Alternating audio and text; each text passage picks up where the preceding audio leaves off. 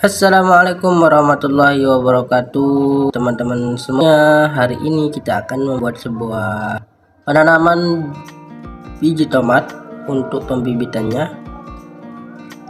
Teman-teman bisa lihat saya sudah menyediakan alas mangkuk yang berisi air dan satu buah tomat untuk kita bibitkan, dan selanjutnya gunting untuk mengupas nanti. Nah, step yang pertama saya mengupas tomatnya menggunakan gunting, tapi teman-teman bisa menggunakan tangan saja karena tomatnya kan dia tidak keras. Nah, teman-teman hanya mengambil bijinya saja ya, karena bijinya yang kita perlukan untuk pembibitannya biar dia menjadi bibit tomat, dan kita akan kembangkan sampai berapa bibit yang akan bisa tumbuh untuk tomat, satu buah tomat itu.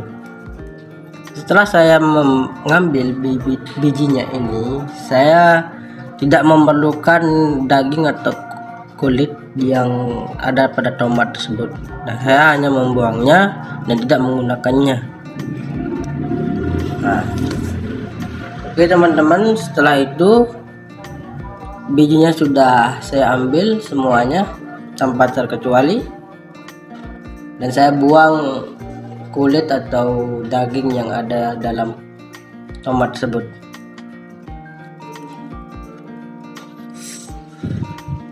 Setelah saya mengambil semua biji-bijinya itu, lalu saya menaruhnya di dalam mangkok yang berisi air tersebut agar biji dan di dalam mangkok itu bijinya itu bisa meresap ke dalam airnya dan dia tidak tumbuh menyatu gitu, agar bijinya itu tumbuh dalam satu bibit itu, satu biji satu bibit.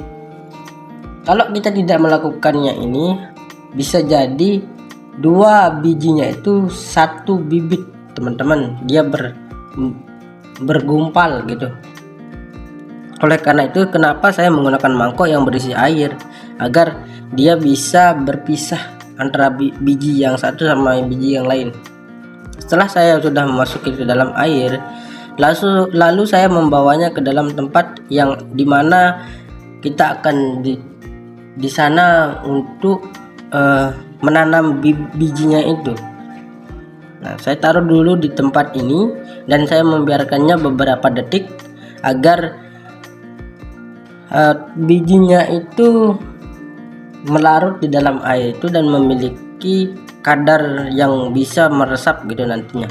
Nah, saya sudah menyediakan tempat atau pot yang akan digunakan untuk menanam biji tomat tersebut. Di sini saya menggunakan toples yang tidak dipakai lagi, yang sudah terbuang gitu, agar saya memanfaatkan barang bekas yang bisa diolah kembali dan digunakan kembali. Setelah itu saya mengambil tanah ini bekas ditempati kotoran kambing teman-teman. Jangan salpok ya, melihat bahwa ada tai kambing atau segala macam bentuk kotoran itu, karena saya mengetahui bahwasanya tanah yang dikotori kambing, dikotori sapi itu bisa dijadikan pupuk. Kita tidak perlu membeli pupuk atau tidak membeli vitamin-vitamin pertumbuhan dari sayur-sayuran, dari pohon-pohonan. Ini sudah bagus untuk dijadikan tempat penanaman bibit. Teman-teman mengambil tanah itu cukup yang ada dalam polybag atau pot yang teman-teman punya. Di sini saya akan pakai toples yang tidak digunakan. Saya mengambil tanah secukupnya agar digunakan. Kenapa saya tidak melebihi tanahnya, agar nanti ada ruang untuk tumbuhannya bertumbuh. Nah, ambil tanah secukupnya. Setelah itu saya mengairinya agar tanah itu tidak terlalu kering, biar bijinya itu nanti bercampur dengan tanah itu dan meresap nantinya, dan pertumbuhan dari biji tomat tersebut bisa sangat cepat gitu. Nah, di sini saya mengairnya secukupnya, tidak terlalu lebih dan tidak terlalu banyak.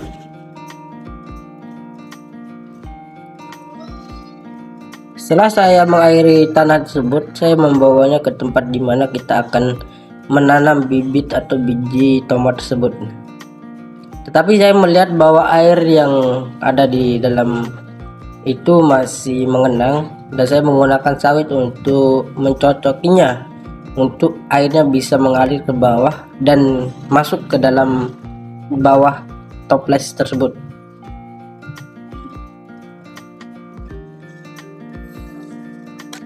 Nah, setelah itu teman-teman mengambil biji tomat tersebut,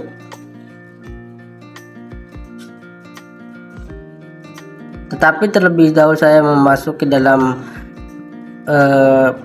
potnya itu, saya membuang airnya dulu agar airnya tidak terlalu banyak nantinya di dalam tanah dan di dalam pertumbuhannya tidak terlalu merusak tanah tersebut.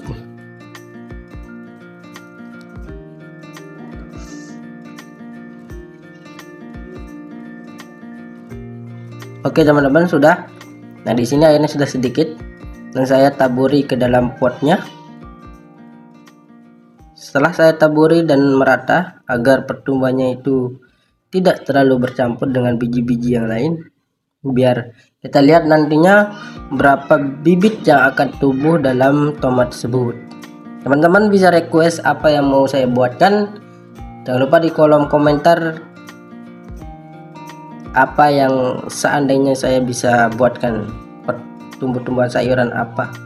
Di sini saya menambahkan tanah sedikit teman-teman agar percampuran dari bibit dan tanah itu bisa bersatu. Nah, setelah tanahnya saya tuang ke sana, saya melanjutkan mengambil air sedikit untuk agar ruang biji dan ruang tanahnya itu tidak terlalu menempel, sehingga pengendapan dari bijinya tidak terlalu tebal. Kira-kira begitu teman-teman. Nah, teman-teman bisa lihat kan, airnya sedikit, jangan terlalu banyak, dan bisa tertutup nantinya tanah dan bijinya itu. Taburi secukupnya teman-teman ya, jangan berlebihan. Oke